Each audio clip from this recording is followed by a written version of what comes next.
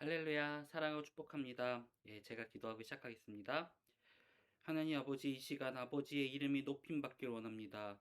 주님의 시간에, 주님의 때에 우리를 이곳에 불러주셨으니 우리 예배를 기뻐 받아 주시옵소서. 주님을 더욱 알아가는 시간이 되기 원합니다. 하나님만이 우리의 아버지이자 왕 되심을 진정으로 고백하는 시간이 되기 원합니다. 이 시간 충만하게 하여 주시옵소서. 주님 사랑하고 감사하며 이 모든 말씀 예수님의 이름으로 기도드립니다. 아멘. 요 근래 유명한 연예인이 공황장애라는 것을 앓고 있다는 뉴스를 접하게 되었습니다. 그러면서 이 공황장애가 마치 핫한 검색어에 이렇게 오르게 되었는데요. 이 공황장애를 이제 검색해 보니까 극심한 스트레스로 인해 어떤 상황이 되면 불안해하고 호흡이 안 쉬어지고 죽을 것 같은 마치 극도의 공포감을 가진다고 합니다.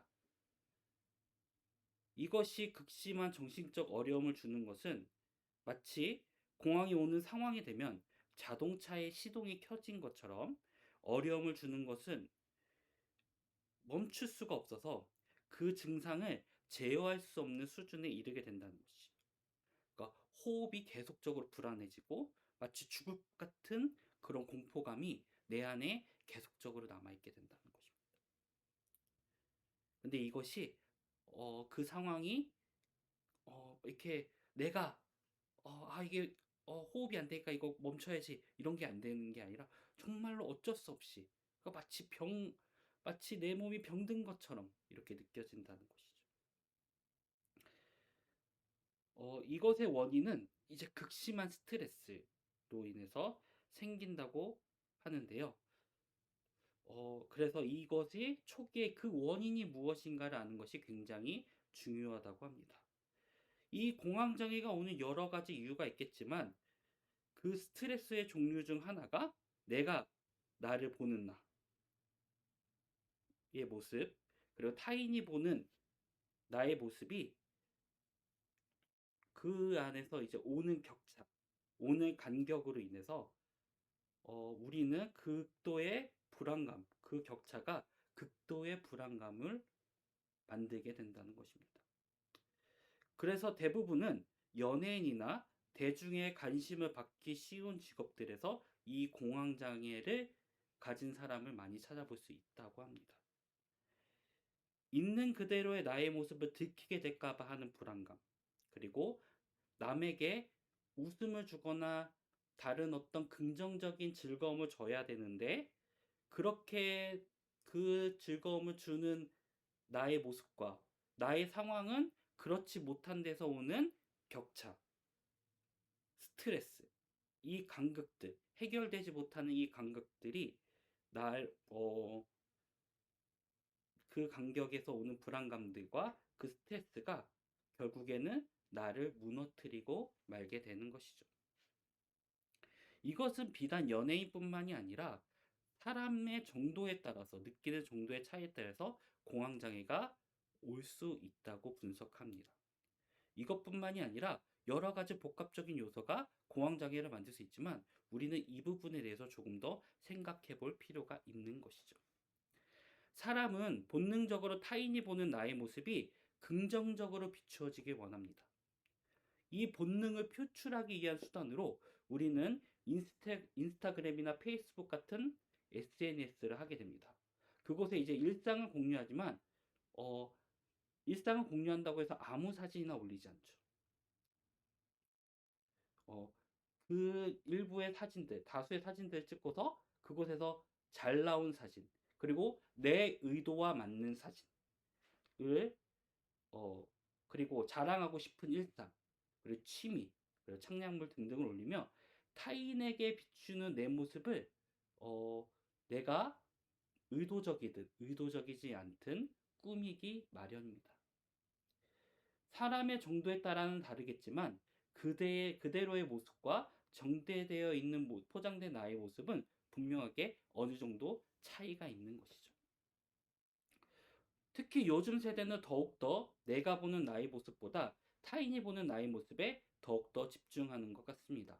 아니, 어쩌면 우리들은 내 자신의 모습을 나 자신조차 제대로 모르고 살아가고 있습니다. 어쩌면 그런 질문조차 하지 않는 내가 과연 누구일까? 라는 질문조차 못하게 세상은 점점 세상이 원하는 자격을 점점 타이트하게 우리에게 제시하고 있고 그런 분위기에 맞게 점점 나를 갖추어가는 모습에 급급한 삶을 살아가고 있을지도 모르겠다라는 생각을 하게 됩니다. 오늘은 출애굽기를 통해 은혜를 나누고자 합니다. 출애굽기 19장 1절 말씀 다 같이 보도록 하겠습니다. 이스라엘 자손이 애굽 땅을 떠난 지 3개월이 되던 날 그들이 시내 광야에 이르느니라. 네, 지금의 우리가 오늘 보는 말씀 출애굽 백성이 처한 시기는 애굽 땅을 떠난 지 3개월이 된 시점입니다. 즉 이스라엘 자손이 애굽 땅에서의 노예 생활을 청산하고 모세와 함께 광야 생활을 시작하는 시점이기도 합니다. 이제 그들이 막 다다르게 된 것은 시내 광야입니다. 19장 2절 말씀에 알 수 있듯이 그들은 이제 시내 광야에 장막을 치게 되고 그곳에서 하나님을 만나면서 하나님 말씀을 듣고 이스라엘 백성에게 전하는 장면으로 이제 시내 광야에서의 신의 계시가 시작되는 장면입니다. 이스라엘 자손들은 애굽 사람들의 탄압 속에서 그 괴로움을 인하여 하나님을 찾게 됩니다. 하나님은 그 고통의 소리를 듣고 모세를 불러서 애굽 땅의 재앙과 여러 가지 사건들을 통해서 그들을 출애굽할 수 있게 하십니다. 또한 쫓아오는 애굽 병사의 위협으로부터 하나님은 홍해를 가르시는 장면을 보여주시면서 이스라엘 백성들을 지켜 보호하십니다. 이제 그들은 하나님이 주신 불기둥과 구름기둥으로 인도함을 받아 시내산까지의 여정을 하게 됩니다. 그들은 이 여정 가운데 우리를 자유케 하신 하나님께 감사하는 모습도 있었겠지만 한편으로는 우리를 이곳으로 왜 불러냈을까? 라는 질문을 그들 안에 있었을 것이라고 생각합니다. 그래서 이 시내산 사건은 하나님께서 이스라엘 백성을 왜 불러내었고 하나님께서 그들을 어떻게 사용할 것인지 어떤 언약을 맺을 것인지를 볼 수 있는 아주 중요한 대본입니다. 그 핵심이 바로 출애굽기 19장 4절에서 6절 말씀이 되겠습니다. 제가 읽어드리겠습니다. 내가 애굽 사람에게 어떻게 행하였음과 내가 어떻게 독수리 날개로 너희를 업어 내게로 인도하였음을 너희가 보았느니라. 세계가 다 내게 속하였나니 너희가 내 말을 잘 듣고 내 언약을 지키면 너희는 모든 민족 중에서 내 소유가 되겠고 너희가 내게 대하여 제사장 나라가 되며 거룩한 백성이 되리라. 너는 이 말을 이스라엘 자손에게 전할지니라. 아멘. 하나님은 이스라엘 백성들에게 나라를 이루라고 말씀하십니다. 그 나라는 바로 제사장 나라입니다. 그 나라에 속한 백성들은 어떤 백성들입니까? 여기 나와 있듯이 거룩한 백성입니다. 이제 그들의 정체성은 제사장 나라의 거룩한 백성으로 하나님께서 사용하시고 그렇게 보시겠다는 뜻이죠. 시내사 언약은 이렇게 시작이 되어서 민수장 9장까지 이어집니다. 즉 구체적으로 제사장 나라를 어떻게 세워갈 것인지 그리고 거룩한 백성은 어떻게 해야 하는지를 민수기 9장까지 꽤 긴 부분을 전개해 나갑니다. 모세의 오경을 하나의 책으로 본다면은 신해산 계시 또한 신해산 계시를 하나의 사건으로 보자면 이것의 비중은 과연 정말로 어마어마합니다. 꽤 중요하다고 볼 수 있겠죠. 그만큼 이 신해산 사건은 모세오경의 핵심적인 장면이라고 볼 수 있습니다. 근데 우리가 성경을 읽어나가기 가장 어려운 부분 중에 하나가 이 율법을 수여받는 하나님으로부터 이 율법을 수여받는 장면이지 않을까 생각이 됩니다.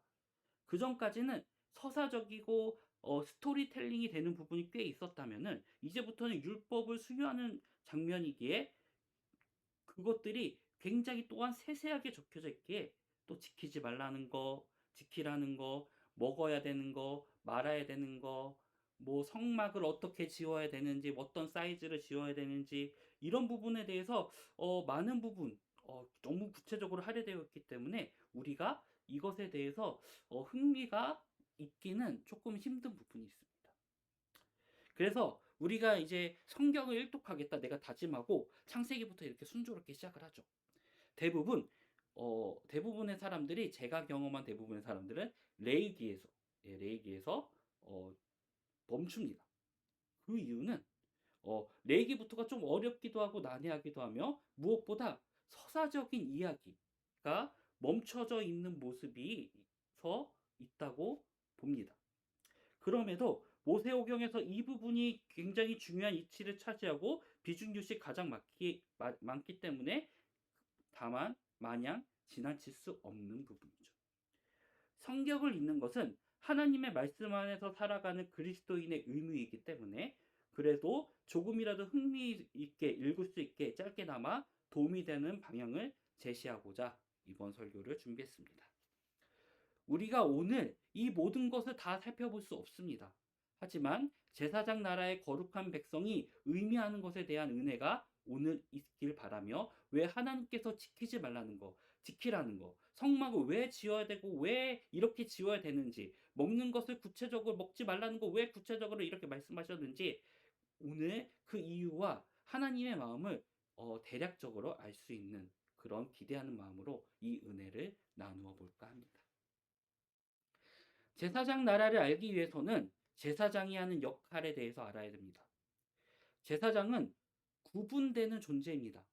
다른 백성들에게 신의 뜻이 무엇인가를 전달해야 되며 또 신과 사람들의 화목을 위해서 제사를 주도하며 담당해야 하는 역할을 하는 것이죠. 그래서 누구보다도 하나님과 친밀한 관계를 유지해야 합니다. 이 관계가 어떤지 평가할 수 있는 지표가 바로 율법을 지키느냐 지키지 않느냐에 대한 것이 기준이 되는 것이죠. 쉽게 말하면 하나님 말씀을 순종하며 살고 있느냐 순종하지 않고 살아가고 있느냐가 이 제사장 나라에 사는 사람들 그리고 이 제사장 나라의 흥망성쇠를 결정하는 것이라고 봅니다. 그러니까 어떤 풍부한 자원이 이 제사장 나라를 강대국으로 만들 수 없죠.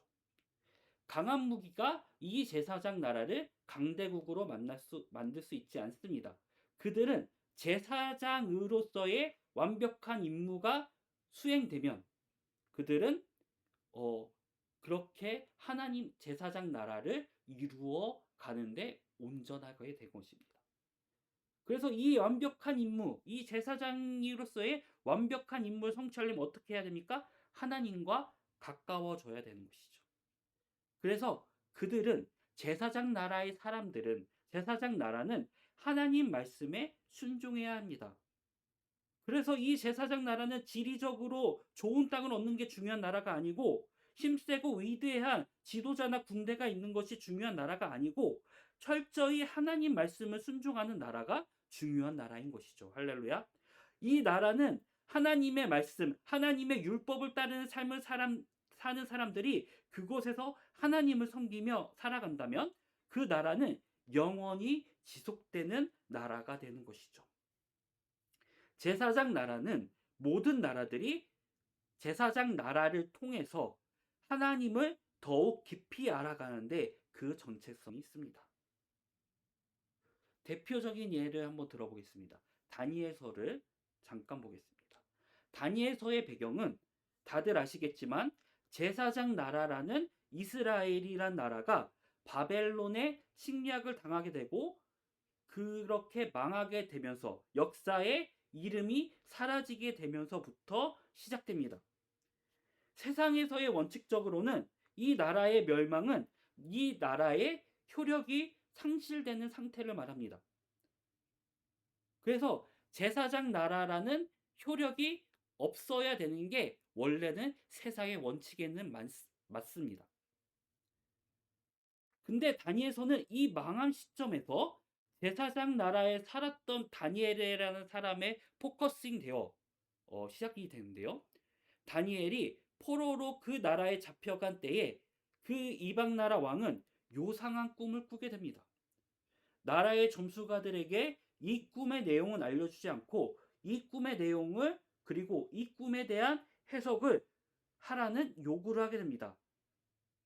이런 협박을 받은 점순가들이 난감해하고 있을 때에 다니엘이 나타나 정확하게 꿈의 내용과 그것의 해석을 내놓으면서 왕은 이런 고백을 합니다. 우리 다니엘서 2장 47절 말씀을 다 같이 보기 원합니다. 제가 읽어드리겠습니다. 왕이 대답하여 다니엘에게 이르되 너희 하나님은 참으로 모든 신들의 신이시요 모든 왕의 주제시로다. 네가 감히 이 은밀한 것을 나타내었으니 내 하나님은 또 은밀한 것을 나타내는 이시로다. 아멘. 즉 제사장의 나라가 하는 일은 다니엘서는 아직 끝나지 않았음을 보여주는 것이죠. 다른 나라에 하나님을 알게 하는 사람들이 아직 제사장 나라를 이루고 있음을 나타내고 있습니다. 우리는 제사장 나라가 아직 이 세상에 멸망하지 않고 이어져 나가고 있음을 알게 되는 것이죠. 즉, 우리의 삶을 통해 제사장의 역할을 감당하고 있으면 하나님의 말씀에 순종하며 사는 나로 인해 거룩하게 살고 있는 그리스도인들로 인해서 하나님과 사람이 화목해지고 하나님을 알아가는 역할을 감당해 나간다면 우리는 그 안에서 제사장 나라를 잇는 역할을 감당하고 있는 것입니다. 할렐루야. 거룩한 백성을 알기 위해서는 이스라엘 백성들이 어떤 사람이었는가를 알아야 합니다. 이스라엘 백성들은 애굽의 노예 생활을 하면서 굉장히 힘든 노역을 감내해야 했습니다. 우리가 애굽, 이제 이집트죠. 이집트라는 나라를 떠오르는 랜드마크가 있습니다. 그것이 무엇이죠? 맞습니다. 바로 피라미드와 스핑크스이겠죠. 어린이 그림 세계 지도를 보면은 이집트라는 나라를 설명하기 위해서 피라미드와 스핑크스의 그림을 내놓는 것은 국룰입니다. 한 번도 이집트를 설명하는데 다른 그림을 내놔서 그것을 본 적이 없습니다. 이 피라미드 그 당시 신이자 왕이었던 자들의 무덤이죠. 그래서 왕이 죽을 때마다 하나하나씩 그 위대한 왕이자 신을 기리고자 이 피라미드를 만드는 것입니다. 피라미드를 누가 만들었겠습니까? 구체적으로 바로 힘든 일을 감내한 사람들은 이스라엘 백성들이겠죠. 이 피라미드를 만들기 위해서 하나하나 바위를 차곡차곡 올리면서 그들의 노동은 매일매일 힘들기만 했을 것입니다. 고난 노동의 피로가 있었을 것이고 날로 그 고통은 쌓여갔을 것입니다. 또한 거기에 있는 토지가 비옥하지 않기 때문에 그 비옥함을 위해서 날마다 수로를 돌려 했고 그 역할 역시 밤새 했던 비옥하게 만드는 역할도 역시 이 이스라엘 백성들이 감내했던 역할입니다. 그러면 이들은 밤낮 쉬지 않고 일을 했던 것이죠. 그런 정말 한낱 보잘것없었던 그런 노예들이 이제 하나님으로 인해서 노예의 삶에서 벗어나게 되는 것이죠. 근데 이 벗어나는 수준이 그냥 벗어났다, 해방됐다, 그렇게 내가 평민으로 살겠다는 수준이 아닌 것입니다. 제사장 나라를 이루는 백성, 거룩한 백성이 되었다는 것은 이제 그들의 존재가 더 이상 노예의 생활이 아닌 이제 제사장의 역할을 감내하는 사람이 되어야 한다는 것을 의미하는 것이죠. 즉 이제 그들은 가짜 왕, 가짜 신의 무덤, 정말로 허무하고 허황되게 그 안은 화려했고 그 모습은 위대해 보였으나 껍데기에 불과한 죽음뿐인 그 무덤에서 벗어나 이제 그들은 진짜 왕, 진짜 신을 모시는 살아계신 하나님을 모시는 그런 제사장 나라의 백성이 됨을 말하는 것이죠. 이 클라이막스가 바로 성전과 성막을 만드는 것이죠. 과거 죽은 자의 무덤을 만들었던 그들이 이제는 살아있는 하나님의 성전을 만드는 것입니다. 그들이 하나님으로 인해 얼마나 위대한 일을 감당하고 있는가, 얼마나 큰 사역을 하고 있는가가 대표적으로 나타나 있는 장면인 것이죠. 할렐루야.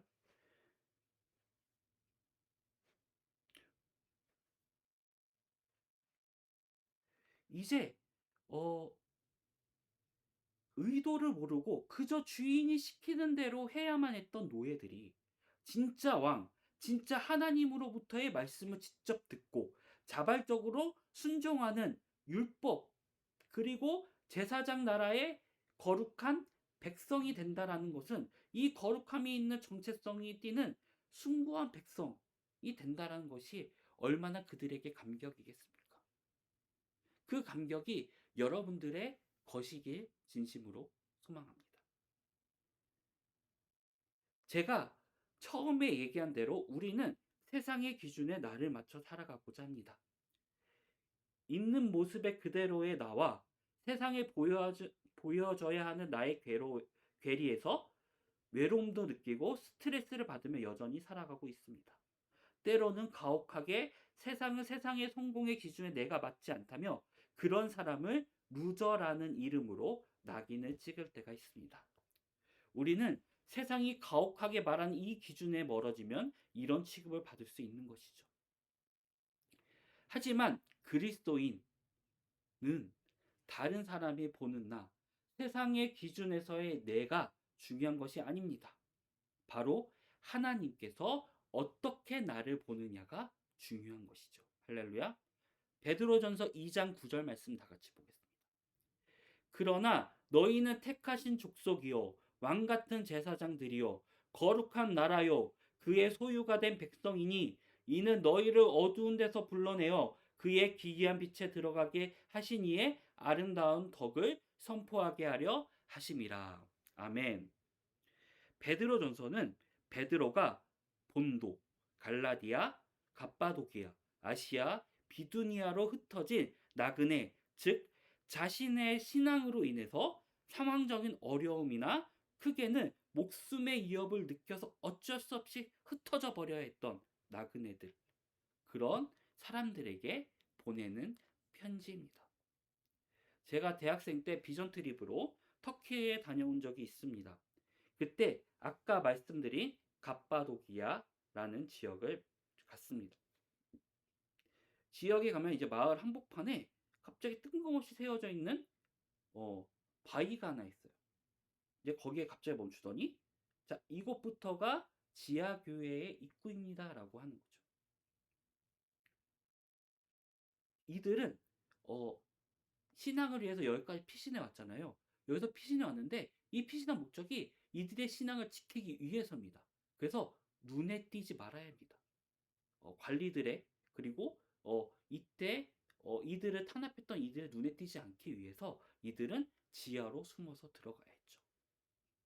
그래서 전혀 예상하지 못했던 곳에서부터 입구가 시작이 됩니다. 거기서부터 땅에 굴을 판 거죠.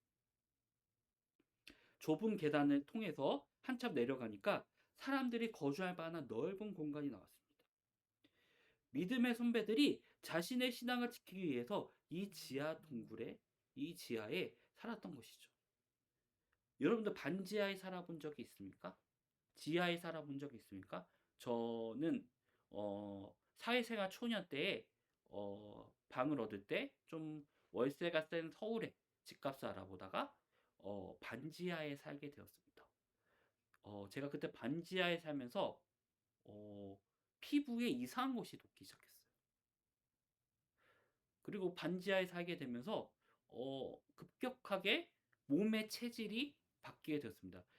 지금도 물론 건강하지만 예전에 더 건강했거든요. 거의 뭐 어, 감기가 그렇게 뭐 걸리지 않을 정도로. 근데 매일 거기에 살게 되면서 기침을 않고 살게 되는 거예요. 그때는 이유를 모르다가 제가 반지하에 탈출하게 되고 2층 집에 살게 되면서 제 몸의 컨디션이 온전하게 돌아왔을 때 그 이유를 알게 됐어. 아, 이게 지하에 살게 되면 몸의 상태가 진짜 안 좋아지게 되는구나. 믿음의 선배들은 목숨의 위협뿐만 아니라 자신의 건강을 포기하면서까지 자신의 신앙을 지키려고 한 것입니다. 자, 세상에서는 이미 그들은 죽여도 되는 존재입니다.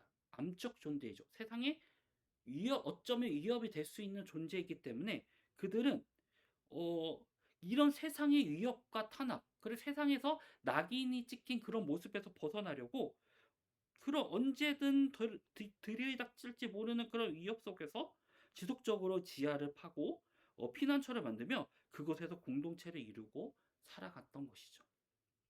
그래서 이 굴이 얼마나 깊냐면은 아직도 발견되지 못한 이 지하 동굴이 있다고 해요. 그래서 여기 탐험가들이 몇 번 가다가 실종도 되고 그런다고 합니다. 세상적으로 완벽하게 격리가 된 상태이죠. 그리고 얼마나 그 생활이 힘들었겠습니까? 건강은 이루 말할 수 없고 그 안에 무엇이 있겠습니까? 먹을 것도 당장 걱정해야 돼요. 그러니까 세상적으로도 너무나도 힘든 그들의 삶에서 어, 베드로는 편지를 통해서 그들에게 하나님의 말씀, 그리고 하나님은 그들을, 그 신앙을 지키고자 하는 그들을 어떻게 보시는지를 말하고 있는 겁니다. 그것이 뭡니까? 베드로전서 2장 9절 말씀인 거죠. 그러나 너희는 택하신 족속이요 왕같은 제사장들이요 거룩한 나라요 그의 소유가 된 백성이니. 아멘. 하나님은 그들에게, 그리고 현재를 살아가고 있는 우리들에게 한 사람 한 사람 너는 내가 택한 족속이다. 너는 왕 같은 제사장이다. 너는 거룩한 나라고 나의 소유이다. 라는 것을 말씀해 주고 있습니다. 할렐루야. 이제 말씀을 정리하겠습니다. 하나님은 있는 그대로의 나를 아시며 있는 그대로의 나의 모습을 제사장 삼으십니다. 세상에서 보는 나의 모습이 안 중요하다는 것이 아닙니다. 하지만 그것이 하나님이 보는 나의 모습보다 우선시 되어서는 안 됩니다. 여러분의 삶의 모습 속에서 택하신 족속, 왕 같은 제사장, 거룩한 나라를 이루며 살아가는 여러분 모습이, 여러분들 그리스도인들, 그리고 이 말씀을 듣고 수요 예배에 참석하고 이 말씀 속에서 생명을 얻고자 하는 이 여러분들의 정체성인 것이죠. 할렐루야. 잊지 마십시오. 그 삶을 이루기 위해서 말씀 앞에 순종해야 함을 잊지 마십시오. 여러분을 통해서 세상은 하나님을 알게 될 것이고 그렇게 화목하게 될 것입니다. 할렐루야. 그런 귀한 직분을 삶의 처소 속에서 감당하시는 여러분이 되시기를 진심으로 소망합니다. 기도하겠습니다. 하나님, 오늘 주님의 말씀 가운데, 주님의 이 예배 가운데 하나님 나라의 백성, 하나님 나라의 나라가 제사장 나라이며 그 제사장 나라를 이루며 살아가는 우리들의 삶 속에서 나를 통해서 하나님과 세상이 가까워지고 나를 통해서 하나님의 말씀이 이 땅에서 온전히 이루어감을 알게 되었습니다. 주님, 우리가 하나님과 가까워지기 원합니다. 그 하나님과 가까워짐을 통해서 나로 인해 정말 제사장의 나라가 이루어져 가며 이어져 가며 그렇게 하나님의 나라가 이루어져 갈 수 있도록 주님, 우리들을 사용하여 주시옵소서. 주님, 삶의 어려운 초소 가운데 살아가고 있는 정말 그리스도의 자녀들을 위로하여 주시고 그들 역시 주님의 왕 같은 제사장임을 고백하며 이 시간 담대히 그렇게 하나님과 나아갈 수 있도록 붙잡아 인도하여 주시옵소서. 주님 사랑합니다. 주님 감사합니다. 이 모든 말씀 예수님의 이름으로 기도드립니다. 아멘.